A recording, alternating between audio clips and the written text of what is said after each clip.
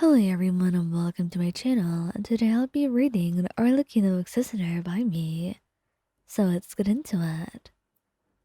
You lay in bed, the sun sheets clinging to your sweat-drenched skin as you fought to stay awake. The illness had come suddenly, gripping your body in its icy claws, leaving you weak and bedridden. Days that blurred together, the passage of time marked only by the light streaming through the window and the steady tick of the clock on the wall. Every breath was a labor, every movement a monumental effort. Yet, in the haze of your fever, one thing remained clear: Arlecchino's presence. She was a mystery to many, feared by most. The knave was not known for her kindness. But you had seen a different side of her, a side that she kept hidden from the world. She had always been a puzzle to you, her sharp gaze and stern demeanor a mask for the fierce loyalty and protective nature that lay beneath. She was by your side now, her cold fingers brushing against your feverish skin, offering a comfort that you never knew you needed. You felt her presence before you heard her voice, the soft rustling of fabric as she adjusted the blanket over you, her movements deliberate and precise. Rest. You need to conserve your strength, she murmured, her voice low and steady, a contrast to the commanding, rather cold tone that she used with others. You tried to respond, to offer some reassurance, but the words stuck in your throat, your voice a faint whisper, lost in the stillness of the room. Arlecchino's eyes, usually so sharp and calculating, softened as they met yours.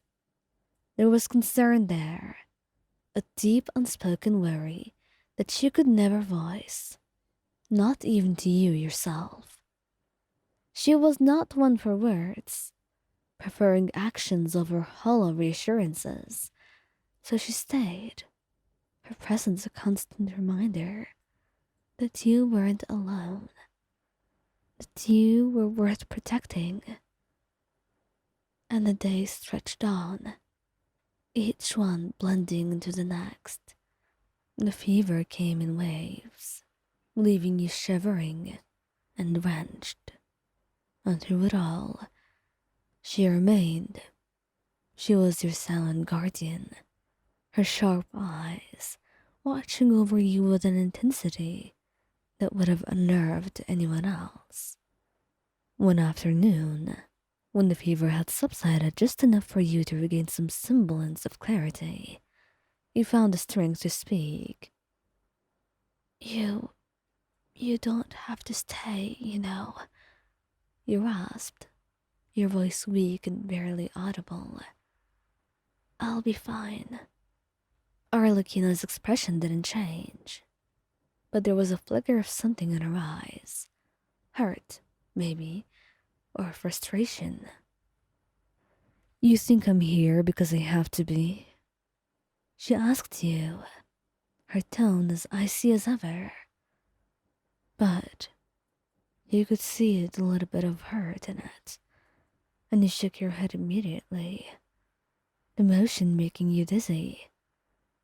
No, I didn't mean it like that.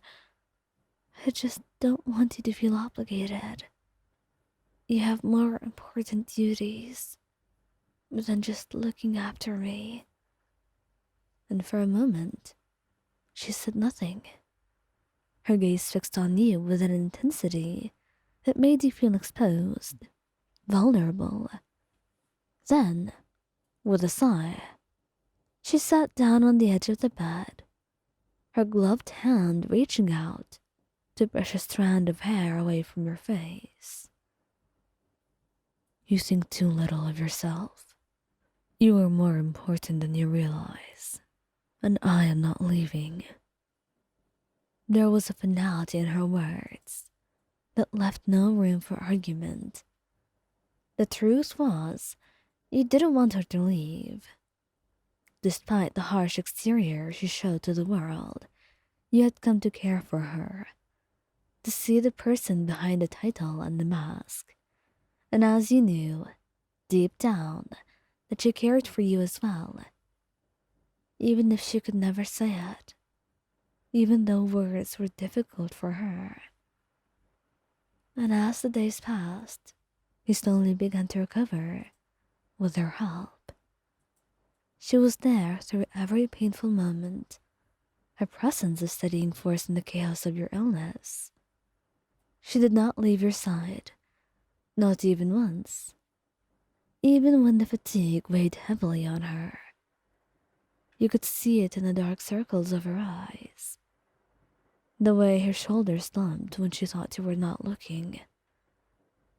One evening, as the sun dipped below the horizon, casting the room in a warm golden light, you managed to sit up for the first time in days.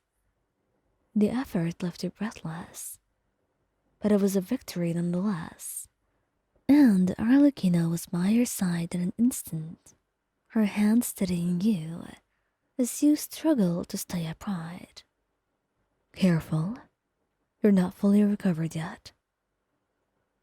I know, but, well, thank you, Arlecchino, for everything.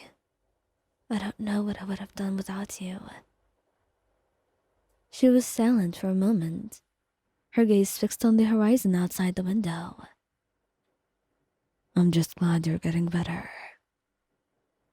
It was a simple statement, but it carried so much weight. You could hear the unspoken emotions in her voice, the fear that she had kept hidden all this time.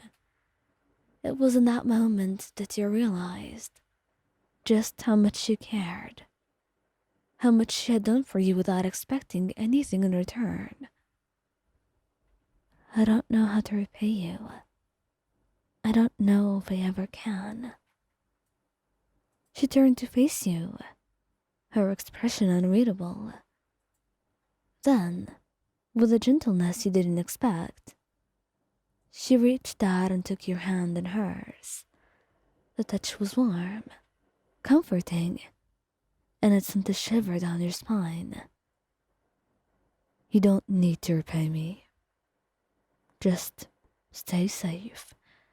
That's all I ask, she said, and you nodded, squeezing her hand in return. I will, I promise. And for a moment, the two of you sat in silence, the weight of the unspoken words hanging between you. There was so much you wanted to say, so much that you felt but you could not put into words. But in the end, you knew that actions spoke louder than words ever could. And as you drifted off to sleep that night, Arlecchino stayed by your side, her presence a comforting constant in the dark. And for the first time in days, you felt at peace, knowing that no matter what happened, you would never have to be alone.